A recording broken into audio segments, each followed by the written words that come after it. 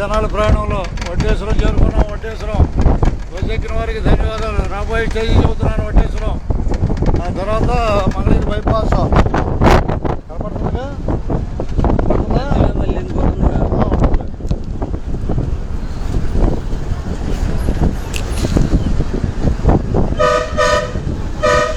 వడ్డేశ్వరం ఇదే వడ్డేశ్వరం.